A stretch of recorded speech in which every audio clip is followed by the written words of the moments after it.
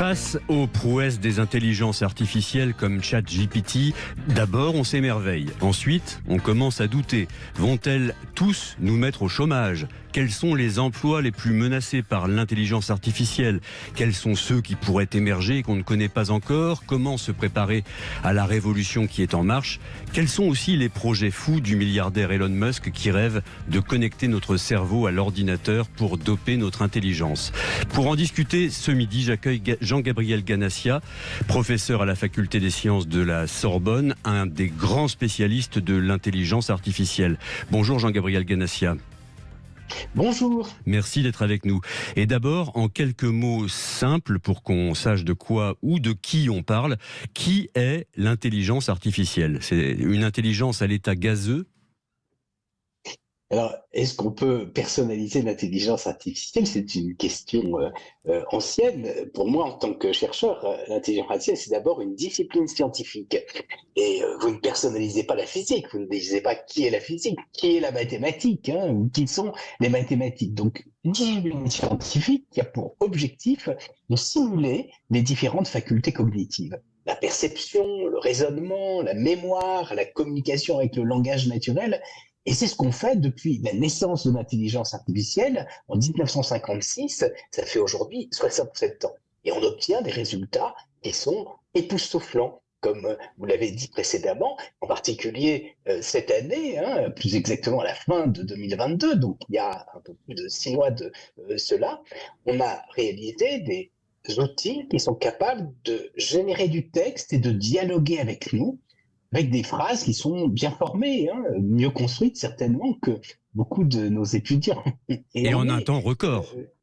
Et en un temps, effectivement, record. Et donc, on est étonné, déconcerté et peut bien sûr craindre un tout petit peu pour les métiers classiques, les métiers qui semblaient être protégés, les métiers intellectuels, par exemple les avocats, les journalistes, etc. Et quand on regarde plus dans le détail, on se rend compte que, certes, les textes qui sont engendrés sont à peu près corrects syntaxiquement, donc qui nous convainquent, mais quand on les lit en détail, on se rend compte qu'il y a beaucoup d'erreurs, que en termes techniques, on appelle des hallucinations, même si le terme est mal choisi, parce que lorsque vous hallucinez, c'est que vous avez des perceptions qui ne correspondent pas à la réalité. Il s'agit ici non pas donc d'hallucination en ce sens-là, mais de ce qu'on pourrait appeler une affabulation, c'est-à-dire un logiciel qui raconte des histoires qui peuvent sembler à peu près convaincantes, mais bien sûr qui n'ont aucun rapport avec la réalité. Dans certains cas, ça peut être extrêmement gênant et ça peut donner prise, entre autres, à ce qu'on appelle des fake news, des infox, et donc, bien sûr, avec des effets désastreux. Ce qui est sûr, c'est que l'intelligence artificielle n'est plus seulement un sujet technologique. Aujourd'hui, c'est un sujet de société. Alors, on pourrait imaginer que, en laissant les tâches répétitives et automatiques aux machines, à l'intelligence artificielle, les humains pourraient potentiellement se concentrer sur des activités plus valorisantes. Mais est-ce que c'est pas une vision un peu trop optimiste des choses ? Je crois que où la vision est un tout petit peu biaisée, c'est qu'on laisse entendre qu'on laisse des tâches à l'intelligence artificielle qui est personnalisée. Or, je crois que ce qui est vraiment important de comprendre pour les auditeurs, c'est que notre monde se transforme. Et un métier, c'est un ensemble de tâches. Et certaines de ces tâches peuvent être effectivement déléguées aux machines et exécutées automatiquement. Mais le métier n'en reste pas moins le métier. C'est-à-dire que vous devez continuer tous les jours à faire votre travail, sachant mettre en œuvre ces automatismes qui peuvent rendre des services considérables. Alors c'est vrai, bien sûr, dans de nombreuses activités professionnelles. Par exemple, si on fabrique des outils, c'est vrai, par exemple, pour un médecin, oui, il va continuer à être médecin, il va prendre en charge le patient, il va assumer sa responsabilité de médecin, mais il peut utiliser l'intelligence artificielle pour essayer de retrouver des articles dans des bases de données considérables pour éventuellement faire un diagnostic automatique. Mais oui, sur un point très précis. Par exemple, un dermatologue, il va pouvoir, avec des outils d'intelligence artificielle, essayer de faire un diagnostic de cancer de la peau, hein, et donc ça va être complémentaire de son activité de médecin qui a déjà repéré une lésion, excusez-moi, et qui dit ah, attention, il y a peut-être un problème, je vais m'aider d'un logiciel. Et puis, si le logiciel lui dit que c'est potentiellement dangereux, malin, hein, à ce moment-là, il faut prendre en charge cette lésion et donc opérer, hein, faire ce qu'on appelle une ponction, puis ensuite avoir tout un processus. Donc, vous voyez que le métier ne disparaît pas. Je crois que c'est important. Hein, de même, vous voyez, un journaliste peut s'aider de ces outils d'abord pour chercher de l'information, qui est extrêmement important, et puis éventuellement, hein, il peut utiliser ça pour rédiger les articles, mais à condition ensuite de les relire, de transformer les choses, parce que s'il confie à la machine, il y aura des catastrophes, parce qu'elle peut inventer des faits qui n'existent pas. Vous parlez des journalistes, vous parliez tout à l'heure des avocats. Effectivement, dans ces professions, l'intelligence artificielle peut être une forme d'assistance, mais elle est incapable aujourd'hui d'élaborer une stratégie pour ce qui est de l'avocat, ou elle est incapable d'enquêter pour ce qui est du journaliste. Exactement. Vous voyez, le métier du journaliste, vous le savez mieux que moi, bien sûr, c'est de confronter les sources. Parce que ce n'est pas parce qu'une personne vous a raconté une histoire que vous allez tout de suite la croire. Mais ensuite, bien sûr, il y a des personnes de confiance et puis vous vous assurez que ce qu'une personne dit, d'autres personnes la confirment. Et ça, bien sûr, les outils d'intelligence artificielle, pour l'instant, ont du mal à le faire. Peut-être que ça viendra d'ailleurs, hein, mais aujourd'hui, c'est difficile. De même, un avocat, il peut utiliser les outils d'intelligence artificielle comme ChatGPT pour suggérer un certain nombre d'idées, de pistes, mais ensuite, bien sûr, il faut qu'il construise une stratégie et puis qu'il s'assure de la pertinence des différents arguments qui sont avancés par la machine. Tout ça, moi, je crois, est vraiment passionnant parce qu'on voit que l'activité humaine se transforme. Alors, Certains en ont peur. Vous voyez, par exemple, je vais donner un exemple. Hein. Lorsque vous êtes journaliste, que vous faites rédiger une petite feuille de chou, vous avez besoin d'illustrer vos propos. Pendant longtemps, on faisait appel à un graphiste. Et aujourd'hui, vous avez des outils comme Midjourney ou DALL-E qui permettent de générer automatiquement des images pour illustrer le propos, pour agrémenter le texte. Et là, bien sûr, ça fera du travail en moins pour les graphistes. Donc, vous voyez qu'il y a quand même des petites questions que l'on peut se poser. Ça peut changer l'activité dans certains secteurs. Alors le Conseil d'orientation de l'emploi anticipe 10% d'emplois vulnérables en France et 50% d'emplois qui pourraient être impactés significativement sans forcément disparaître. Mais 10% d'emplois qui sont vulnérables et qui pourraient disparaître demain ou après-demain. Alors, je crois que ce sont des chiffres qu'il faut vraiment examiner en détail, hein, parce que ça fait très longtemps qu'on nous explique que la technologie en général et l'intelligence artificielle plus particulièrement vont transformer les emplois. Vous savez que l'origine du terme robot, c'est une pièce de théâtre qui a été rédigée en 1921, donc il y a un peu plus d'un siècle, par un dramaturge tchèque. Il se termine donc cette pièce de théâtre tragiquement parce que les robots exécutent des métiers à la place des hommes et ils gagnent en unité ce que les hommes perdent en unité et ils prennent le pouvoir. Et donc, il y a une crainte spontanée dans nos pays en particulier de voir les robots se substituer à nous. On peut dire que derrière, il y a une forme de peur de la transgression. Les robots sont des créatures que nous avons faites et nous avons l'impression qu'en les faisant, nous nous mettons à la place de Dieu et donc que nous prenons une place qui n'est pas la nôtre d'une certaine façon. Et c'est pour ça qu'il y a cette crainte-là. Ce qui est très intéressant, c'est qu'il y a des pays où c'est l'inverse, où on aime les robots. Par exemple, au Japon, on pense que grâce aux robots, on va pouvoir régler les problèmes de la société qui est vieillissante. Et donc, on va pouvoir d'abord travailler parce qu'il n'y aura plus assez de personnes pour travailler et s'occuper des personnes âgées. Donc, oui, que la perspective sur le travail dépend des sociétés dans lesquelles nous sommes. Alors effectivement, ensuite, sur les résultats. Je vous en prie, je vous en prie. Sur les résultats concrets, les pays où il y a le plus de robots sont quand même les pays où il y a le moins de chômage. l'Allemagne et le Japon. Et donc, oui, ça peut nous poser un certain nombre de questions, en tout cas, nous amener à prendre un peu de recul par rapport à ces craintes que nous avons. Je crois que ce qui est vraiment important, c'est de comprendre qu'avec les technologies, les emplois évoluent. Et il faut être capable de s'adapter à cette nouvelle donne. Ça veut dire qu'il faut être en mesure de former les personnes afin qu'elles puissent prendre en charge les automatismes.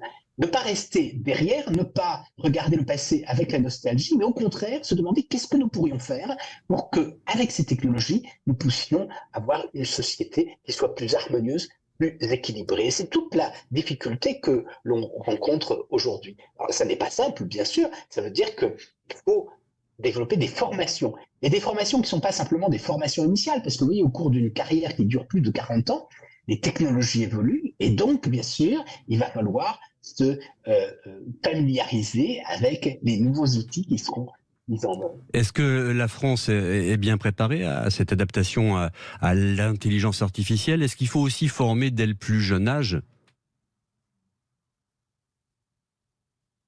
Alors, est-ce que la France est bien préparée? D'un côté, en France, on a une grande école de mathématiques, hein. Il y a beaucoup de chercheurs en intelligence artificielle, il y a de très bons ingénieurs. Et d'ailleurs, on sait que dans les grandes sociétés américaines, on retrouve beaucoup de Français. Donc de ce point de vue-là, on pourrait être assez bien préparé. Mais en même temps, il est vrai qu'on est dans un pays, et dans un continent d'ailleurs, hein, si on pense à l'Union européenne, où il y a une crainte vis-à-vis de l'intelligence artificielle. Il y a une certaine frilosité face à l'avenir. Et je crois que c'est dommage. Je crois qu'il faut bien sûr se rendre compte qu'il y a des dangers, pas uniquement d'ailleurs sur la question de l'emploi, mais la protection de la vie privée, le risque que la machine prenne des décisions à notre place, que nous soyons un peu débordés par toutes ces décisions. Donc tout ça, bien sûr, ce sont des questions extrêmement sérieuses qu'il faut analyser en détail et il faut se prémunir contre les dangers qui peuvent se pointer, mais en même temps, il faut regarder l'avenir de façon positive, se demander qu'est-ce qu'on peut faire de bien. Vous savez, sur l'emploi, si on regarde les métiers de nos grands-parents, de nos arrière-grands-parents, ils étaient extrêmement pénibles. La vie était plus courte.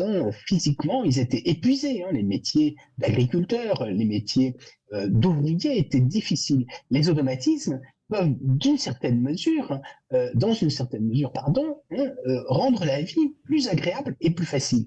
Mais bien sûr, il y a de nouvelles pénibilités qui sont liées au fait que aujourd'hui, on est un peu épuisé. Le rythme de la machine n'est pas le même que celui de l'homme.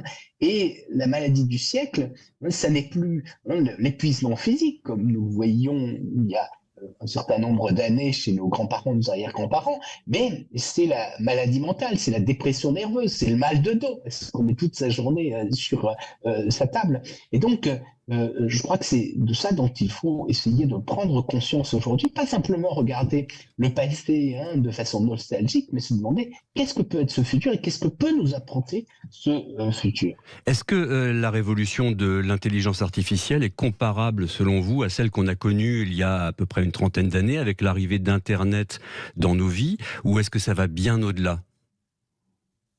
Je crois que c'est complémentaire. Je pense que l'intelligence artificielle est directement liée à Internet. Parce que, bon, déjà, Internet, c'est lié à l'intelligence artificielle. Exactement, pour être extrêmement précis, il faut bien comprendre que Internet, au départ, c'est un réseau de télécommunications, d'échanges entre ordinateurs. Ça naît dans les années 60. Et la véritable révolution intervient avec ce qu'on appelle le web, ou la toile. C'est le couplage des réseaux de télécommunications avec un modèle de mémoire qui s'appelle l'hypertexte, d'où le protocole que vous connaissez tous, HTTP, qui veut dire Hypertext Transfer Protocol. Et cet hypertexte, c'est un modèle de mémoire qui a été réalisé en 65 avec des techniques d'intelligence artificielle. Donc on peut dire que le web, c'est déjà de l'intelligence artificielle. On est un peu tous comme Monsieur Jourdain qui fait de la prose sans le savoir. Nous faisons de l'intelligence artificielle sans le savoir. Mais bien sûr, les progrès l'intelligence artificielle ont été considérables. Elle est à la source de l'économie du web. Vous voyez que la gratuité des services qui vous sont rendus par les grands opérateurs de télécommunications par exemple, les moteurs de recherche ou les réseaux sociaux. C'est lié à la publicité, mais cette publicité, elle ne serait pas rentable si elle n'était pas ciblée. Et cette publicité ciblée ne peut l'être que parce qu'on fait appel à des techniques d'intelligence artificielle, plus précisément à de l'apprentissage machine. Et puis bien sûr, ça a progressé. Aujourd'hui, on a non seulement des techniques de traitement du langage naturel, des techniques de traduction automatique qui ont fait des progrès époustouflants, mais dernièrement, on a ces grands modèles de langage qui ont été conçus depuis 2017-2018, mais qui ont fait de gros progrès. Et à partir de novembre 2022, on a tous pu constater avec ChatGPT le caractère étonnant, époustouflant que ces choses-là pouvaient avoir. Donc oui, c'est une révolution, je dirais plus une évolution, qui est vraiment considérable et que tout le monde peut constater. C'est ça qui fait que en cette année 2023, bien sûr, avec ChatGPT, il y a eu un trouble dans la population, parce qu'on s'est tous rendu compte, à l'évidence, qu'on avait affaire à des machines extrêmement puissantes. Mais vous savez, moi, l'an dernier, il y a un peu plus d'un an, j'avais utilisé GPT, qui est le logiciel à la source de ChatGPT.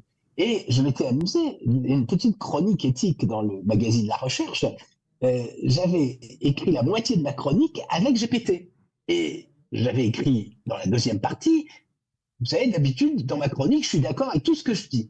Et là, je leur ai dit, pour une fois, je doute un tout petit peu du début de la chronique. Mais pourquoi? Parce que c'est pas moi qui l'ai écrit. J'ai essayé d'expliquer pourquoi. Donc, vous voyez, c'est un tout petit peu avant, à l'époque, bon, les gens étaient étonnés, mais ils n'avaient pas pu toucher du doigt. Et ça n'est qu'à partir de la fin novembre 2022, bien sûr, tout le monde a eu éprouvé la même stupéfaction que celle que j'avais éprouvée en mai 2022.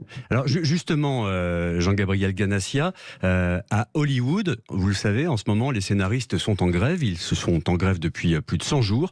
Leurs revendications portent sur la rémunération liée aux plateformes comme Netflix, mais aussi sur l'intelligence artificielle. Ils craignent qu'on demande à l'IA d'écrire des scénarios. C'est farfelu. L'IA n'est pas capable ou ne sera jamais capable de créativité ? Je pense qu'ils ont tout à fait raison de s'inquiéter.